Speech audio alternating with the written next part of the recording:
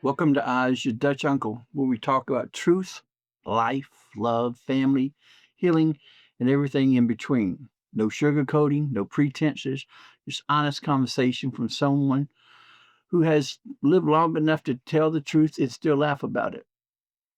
I'm Hoomes, also known as Oz, your Dutch uncle, and this is your first time coming in. I appreciate you. And if you've been here before, you already know you're always welcomed in my world. We've been having some real conversations this season about sibling rivalry. We started by talking about what sibling rivalry actually is. Then we went deeper and talked about why siblings compete and why jealousy isn't always the whole story. Last episode, we talked about parents and the power they have to shape the relationships between their children, sometimes without even realizing they're doing it. But today, I would like to do something a little different. Today, we're going to change seats. We're not going to look at the family through the eyes of the parent. We're not going to look at it through the eyes of the adult who can sit back now and explain everything that happened. Today, we're going to look at it through the eyes of the child because children do not always remember every conversation. They may not remember every birthday or vacation. Hell, they may not even remember what the argument was about, but they do remember how they felt. And sometimes those feelings stay with us a whole lot longer than the details do. So that's what we're talking about today. What happens when a child feels invisible or misunderstood? What happens when they don't believe something is fair? And what happens when those childhood feelings follow that child right into adulthood? We're going to talk about some things today, and it may take you back to your childhood, and that's okay. Just listen and think about it and see what comes up for you. Let's get started. Welcome to my world.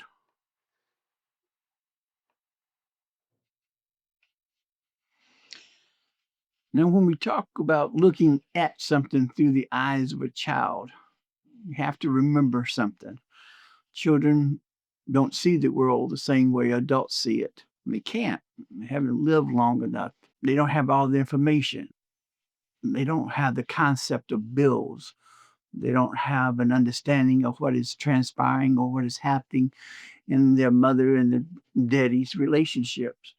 They don't understand why somebody has to work overtime. They don't understand why grandmother is sick. They don't understand all that grown folks' business going on around them. They just know what they see. And most importantly, they know what they feel.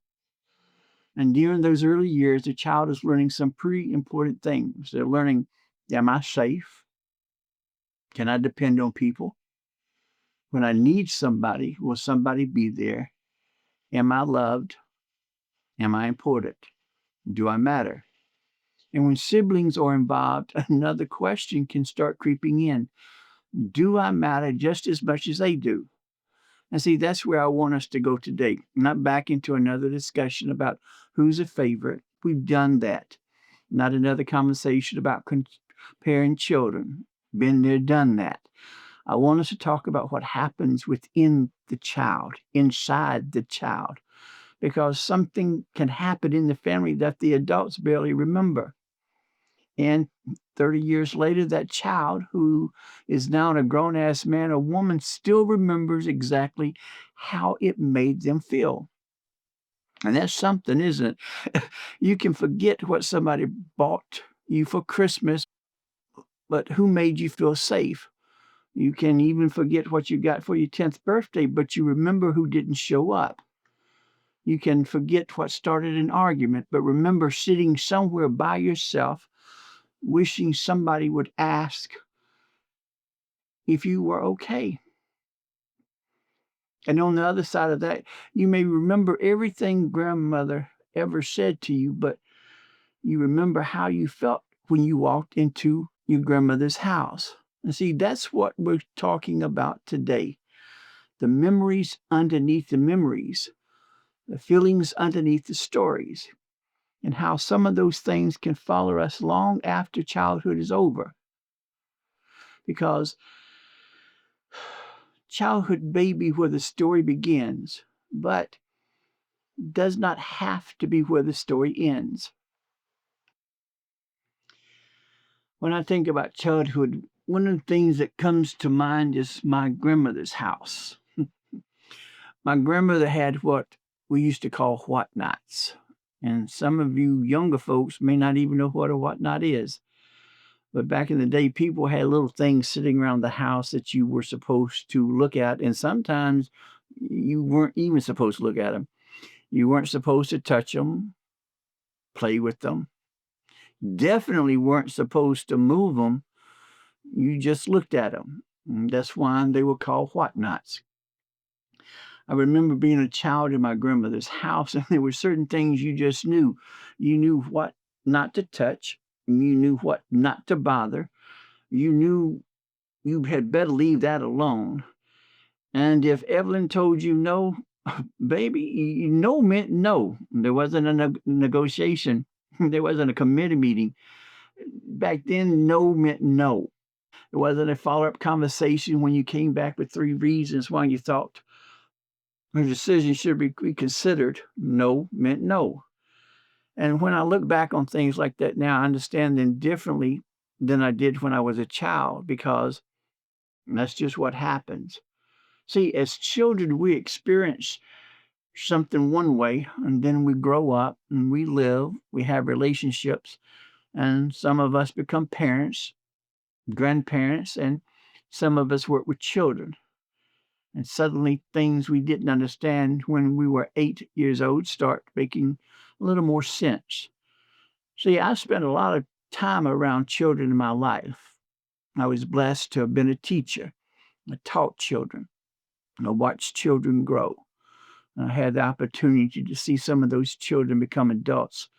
And let me tell you, baby, that's an experience all by itself. Because you remember them when they were sitting in your classroom, and now they're grown. They have careers, have families, they have children of their own. And sometimes I'm looking at them thinking, when in the hell did you get old enough to have children?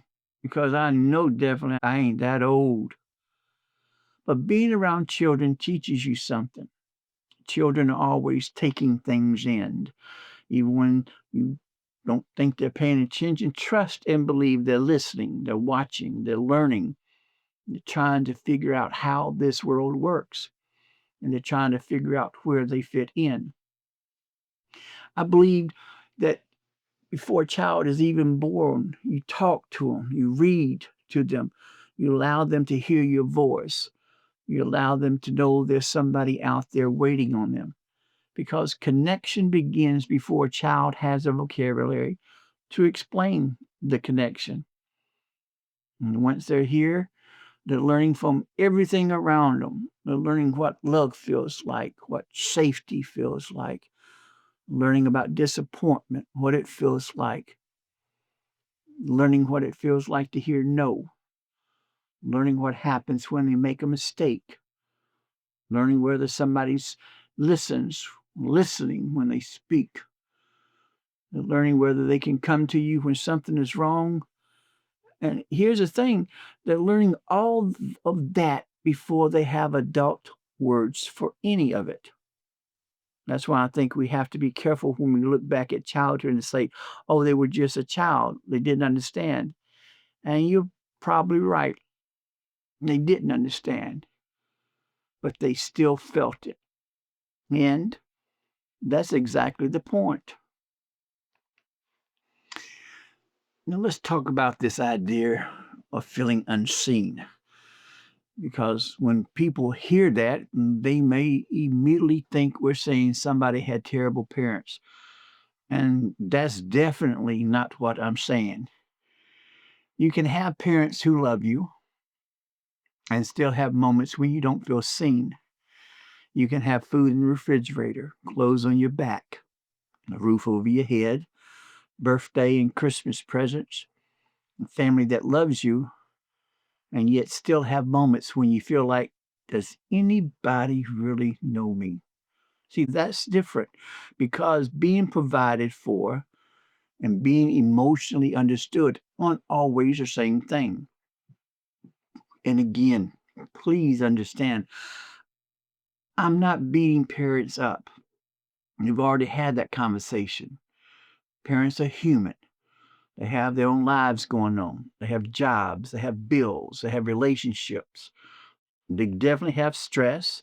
They have health problems as well as family problems. And they're trying to figure things out. But the child doesn't know all of that. The child only knows, I wanted you there. I wanted you to listen. I wanted you to notice. I wanted you to ask me what was wrong. And sometimes children don't say that. They can't. So what do? Well, may get quiet. They may act out. Maybe they become funny. Maybe they become the child who's always trying to make everybody laugh, or they decide they don't need anybody, or they become so independent that everybody starts saying, oh, we don't have to worry about him, or she's fine. She'll take care of herself. But is she? Is she fine? Or did she learn how to look fine? See, there's a difference. And that's something I think adults have to remember when we look at children.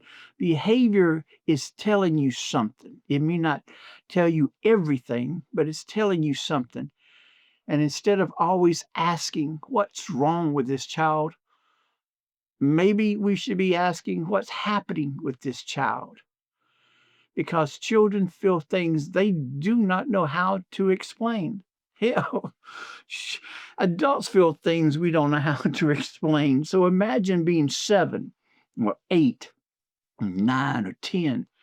Something is bothering you, but you don't even know what to call it. You just know something doesn't feel right. And maybe everybody in the family looks fine. So you start wondering, is the problem you? See, that's where children can start creating stories in their minds.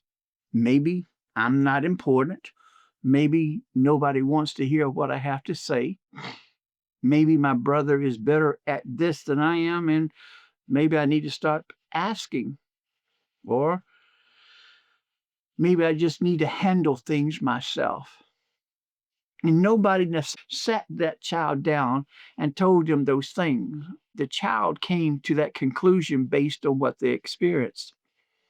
That's why this episode isn't really about deciding who was right or who was wrong.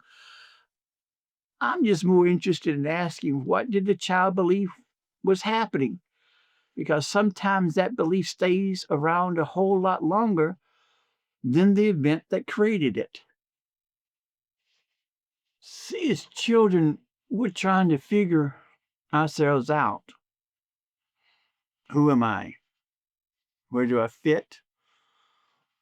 What am I good at? Who loves me? Who can I trust? What do I have to do to be accepted?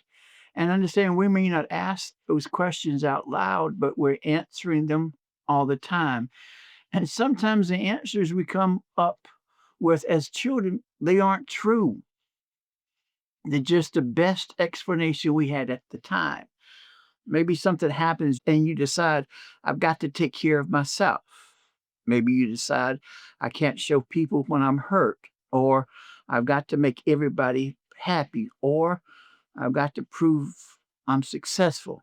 Maybe you decide, if I need help, that means I'm weak. Then you grow up and you're still living according to a decision that you made when you were 10 years old.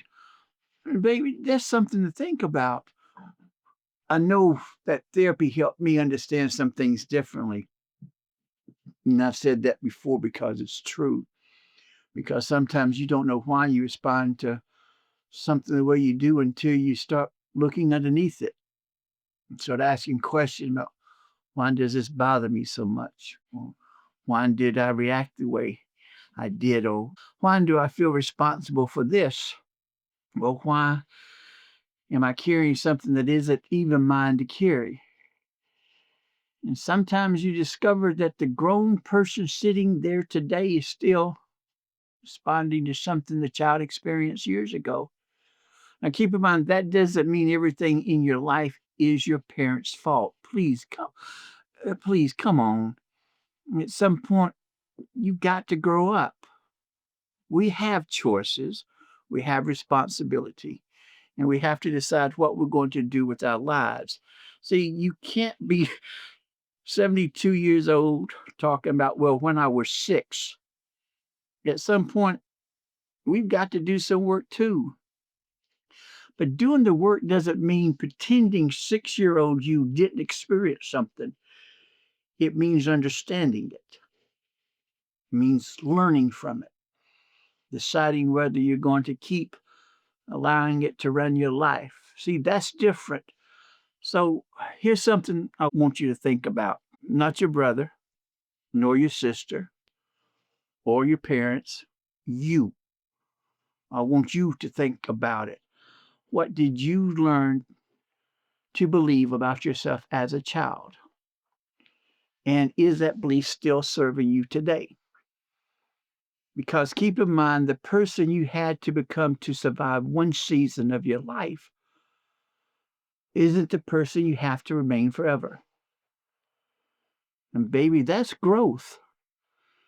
And sometimes growth means realizing that the child version of you didn't have to be the whole story. You know what's interesting or fascinating about memory? Sometimes you don't remember everything that happened. You just remember the feeling.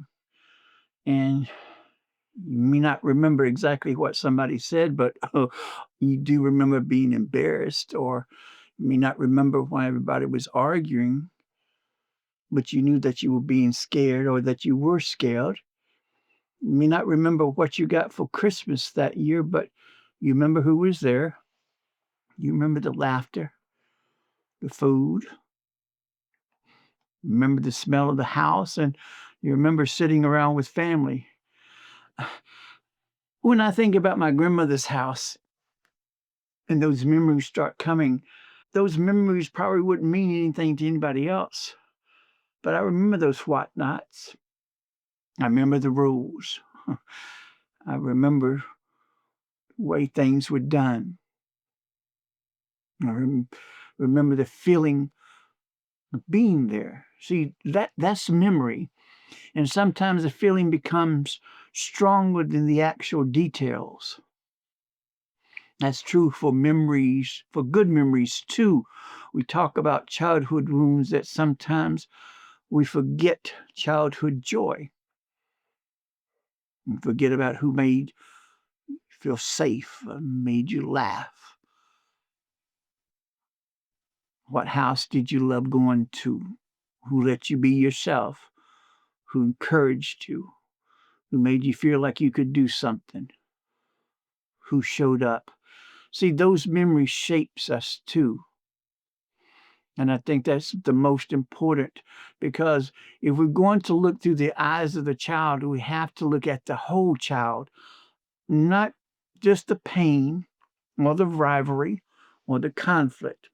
We have to look at the children laughing, the dreams. We have to remember that they're curious and they're silly and they're creative. And they love hard. And sometimes, baby, they'll tell you the truth quicker than an adult will. Children haven't learned all the ways adult of dressing things up. They just tell you. And sometimes you're standing there thinking, well, damn, I guess you told me. And see, that's part of what makes childhood so interesting. The world is still new. And the things that happen during those years can leave an impression. Sometimes a beautiful one, sometimes a painful one, and even sometimes both. So when you think about your childhood, don't just ask yourself what happened. Ask, how did I feel? And then ask, what did that feeling teach me? Because sometimes that's where the real memory is. Now, here's something else. What if you could go back and give yourself the vocabulary you have today? What would you have said? Would you have said, I'm scared? I don't understand what's happening. I need somebody to listen to me. I don't need you to solve it. I just want you to hear me. I want to know everything is going to be okay. I want to know I matter. See, children don't always know how to say those things, so sometimes they say something else. And sometimes they don't say anything at all. And see, silence can become its own language.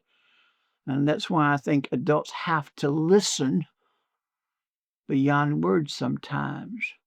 Now, see, I've learned some of that from teaching. When you're around children, you start learning that every child doesn't communicate the same way. Some would tell you everything. I mean, baby, everything. You'll be sitting here thinking, I didn't even ask all that. TMI, TMI. And another child won't tell you anything. You have to pay attention. You have to notice changes. You have to build trust. Because a child isn't going to open up just because you're an adult. And trust doesn't automatically come with age. And unfortunately, that's something I think we forget. Tell children, talk to me. Okay. But have we created a relationship where they believe they can? Can they tell you something without immediately getting a lecture? Can they tell you they made a mistake? Or can they tell you they're confused? Can they tell you they're angry? Can they say, you hurt my feelings without the adult saying, no, I didn't? Because think about that. Somebody tells you how they feel, and your first response is to tell them they don't feel that way. And we do that more times than we want to admit. Adults do it to adults, parents do it to children, siblings do it to each other. Maybe we don't have to agree with someone's interpretation to listen to their experience. That's important. And it leads us right back to what we talked about all season. Two people, same family, same house, same parents, but the experience is different. So maybe the question isn't always which one of you remembers it correctly. Maybe the question is, what did that experience mean to you? See, that's a big, whew, that's a different conversation. Eventually, the child grows up, or at least physically, because some of us get older before we get grown. There's a difference. And eventually, life starts you, teaches you about relationships, and work teaches you, marriage teaches you, children teaches you, therapy can teach you, and sometimes you start looking backward with information you didn't have when you were young. You find out mama was dealing with something, daddy was struggling with something, grandmother had responsibilities you didn't understand, somebody was sick and somebody was grieving. There's a whole lot going on. And money was tight, and something was happening in the family that the adults weren't discussing around the children. Now you're grown and you say, oh, I understand. Not necessarily everything that happened to us was okay. I did not say that. But understanding and excusing are not the same thing, but understanding can give you perspective. I've had experiences in my family where caregiving became part of the conversation. When my grandmother got older, dementia entered the picture. And so my mom and brother and sister had to just make decisions about who was going to take care of my grandmother. My mother's are elders, my uncle's a middle, my aunt's a baby. Had to decide who was going to do what. And see, family roles start showcasing or showing themselves. Expectation starts coming into focus. And sometimes you realize those expectations didn't begin yesterday. They've been sitting in the family for years. See, I watched that in my own family. I watched what happened to my grandmother. I watched the role my aunt took on. When you see things like that as an adult, you begin understanding family in a way you couldn't understand as a child. You start seeing the sacrifices, responsibilities, resentments, love,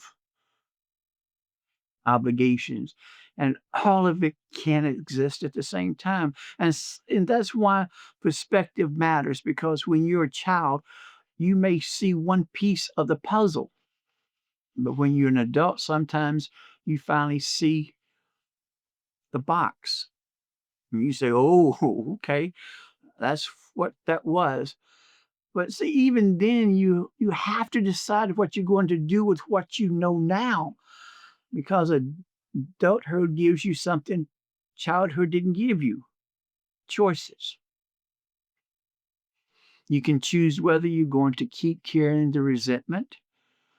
You can choose whether you need boundaries. You can choose whether you need to have a conversation. You can choose whether you need professional help working through something. See, you have choices.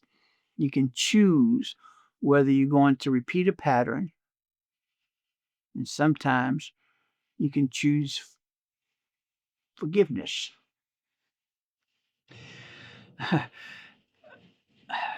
Let me tell you something about forgiveness, because people they get this shit twisted. Forgiveness and reconciliation are not necessarily the same thing. See, you can forgive somebody and still decide that having that person close to you isn't healthy. See, you can let go of the bitterness and still have boundary. And you can stop carrying what happened without pretending it never happened. And I think that's important when we talk about family, because people put a whole lot of pressure on family relationships. That's your brother, your sister, that's your mom, that's your daddy. Okay, all right, I know who they are. But being related to somebody doesn't automatically make every relationship healthy. And forgiveness doesn't require you or anyone to keep putting yourself back into something that keeps hurting you. See, reconciliation is beautiful when it can happen, and when two people can sit down and be honest and be raw and take responsibility and listen and decide they want to rebuild something. And see, if they want to rebuild something, that's a beautiful thing. But reconciliation requires more than one person. And see, forgiveness doesn't. You may never get the apology, you may never get the explanation. The person may never remember the situation the same way you remember it. Sometimes they may never admit what you wish they would admit. So then what? Are you going to carry it forever? And see, that's where your work begins, not their work, your work. And that's something I had to learn too. I can't control what somebody else understands. Can't control whether somebody apologizes. Can't control whether somebody changes. But I can decide what I'm going to carry. And see, maybe that's part of growing up too. Growing up realizing that healing doesn't always look like everybody sitting around the Thanksgiving table acting like nothing ever happened. Sometimes healing is peace. Healing is a conversation, is a boundary. Sometimes healing is forgiveness. Sometimes healing is just accepting that the relationship may never become what you hope it would be. But whatever healing looks like to you, do not confuse healing with pretending. They're not the same thing. So now I want you to think about something. If you could sit down today with the child you used to be, what would you tell them? Not what you would tell your parents, not what you would tell your siblings. What would you tell you? Would you say you're going to be okay? Would you say you matter? Would you say you don't have to make everybody happy?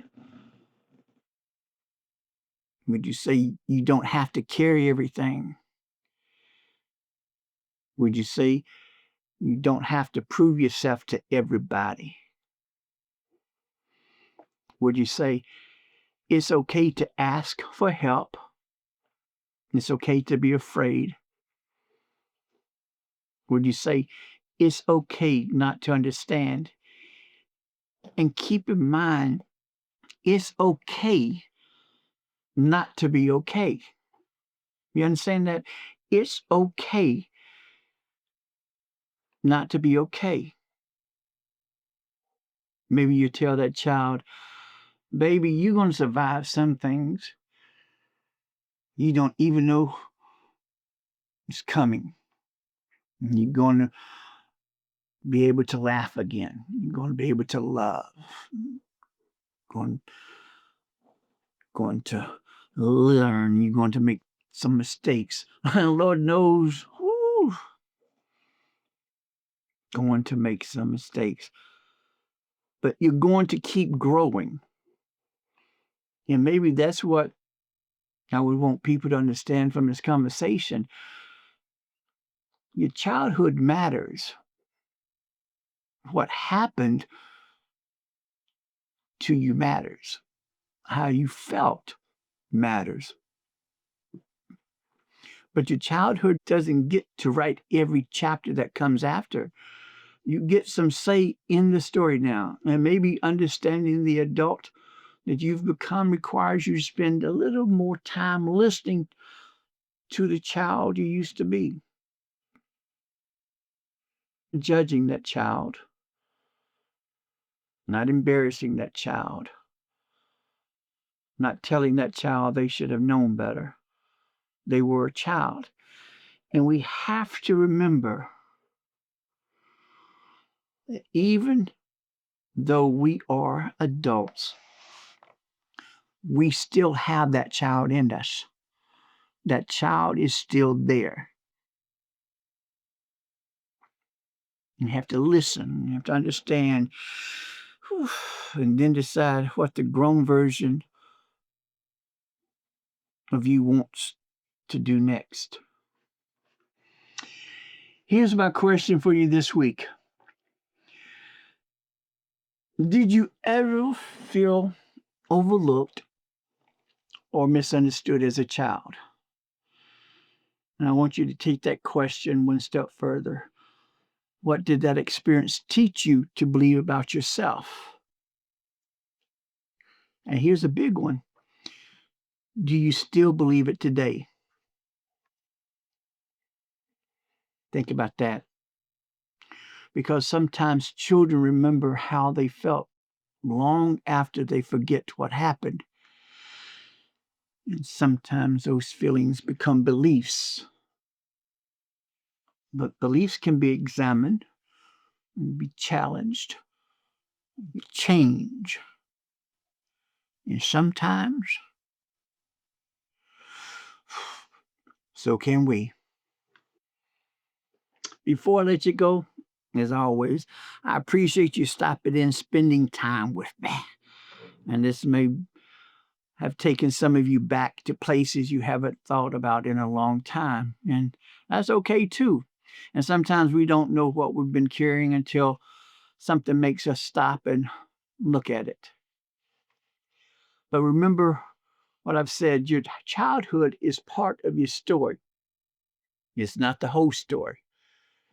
What happened matters, how you felt matters, but you're here. You're here now, and you have the opportunity to decide what you're going to do with what you understand today. And if this episode brought something up for you, I definitely want to hear from you. Go over to the website and visit Ask Oz. Maybe you got a question about sibling relationships. Maybe there's something from childhood that you understand differently now. Maybe you're a parent and this conversation made you think about something happening with your own children. Or just maybe you have a situation where you just want your Dutch uncle's opinion. Send it in. Your question may become part of a future conversation, and you never know who else may be sitting somewhere dealing with the exact same thing. Sometimes the questions can help somebody else realize I'm not the only one. And while you're on the website, please make sure you check out the companion blog post for this episode. And that's where you'll find more information from today's conversation, along with additional resources and the two books we're recommending throughout the season. The first is Boundaries by Dr. Henry Cloud and Dr. John Townsend. And the second is Adult Sibling Relationships by Jeffrey L. Gruff and Michael E. Worley. If you'd like to learn more about either book, you'll find the Amazon affiliate links in the companion blog post. You make a purchase through one of those links, the podcast may receive a small commission at no additional cost to you, and that helps support what we're doing here. And please don't forget about our featured artist spotlight. And so if you're a musician, you're a poet, a spoken word artist, a comedian, a DJ, or another creative with something you want people to hear or see, visit the website and learn how you would be considered for a featured artist spotlight. See, I love seeing people use their gifts, use their crafts, and I love having the opportunity to introduce talented people to this community. And as for the businesses and organizations listening, if what we're doing here aligns with your audience and your values, visit the website to learn about Oz podcast sponsorship opportunities. Your support helps us continue creating these conversations and building this community. Now, before I get out of here, let me remind you something. I'm not a therapist, I'm not a psychologist, and I'm not sitting here pretending to have all the answers. I'm your Dutch uncle. I've lived some life, and you can best believe I made some mistakes, and I've learned some things. I've gone to therapy, I've had conversations, and I've had to look at myself and still learning. So, what we talk about here is for conversation, it's for reflection, it's for education and entertainment. It is not a substitute for professional counseling, mental health care, medical advice, or other qualified professional guidance. And if you're dealing with something that requires that kind of support, please get the help you need. There's nothing wrong with asking for help. Now, next Tuesday, we're going to continue this conversation with episode 5. We're going to move forward from childhood and take a closer look at what happens when sibling rivalry follows us into adult lives. Because, baby, woo, everybody grows up, but that doesn't necessarily mean the rivalry grew up too. Sometimes toys change, arguments change, finances change, responsibilities changes. Parents are getting older, people are getting married, people are having children. Caregiving enters the picture. Inheritance may also enter the picture. And suddenly, some feelings everybody thought were buried 20, even 30 years ago come walking back through that front door and can slap the hell out of you. So, next week, we're going to talk about what sibling relationships can look like in adulthood and what happens when childhood issues are still sitting underneath grown folks' problems. Oh, I think we're going to have a lot to talk about. Until then, you think about the child you used to be. Give that child a little grace. Give that child forgiveness. Give the adult you become some grace too. And understand you can forgive yourself. Keep learning, keep growing, and don't be afraid to have the conversations need to be had. And most importantly, know your value, know that you have worth, know that you are loved, and most importantly, remember, I love you more than I love my luggage. Y'all take care. I'll see you next Tuesday.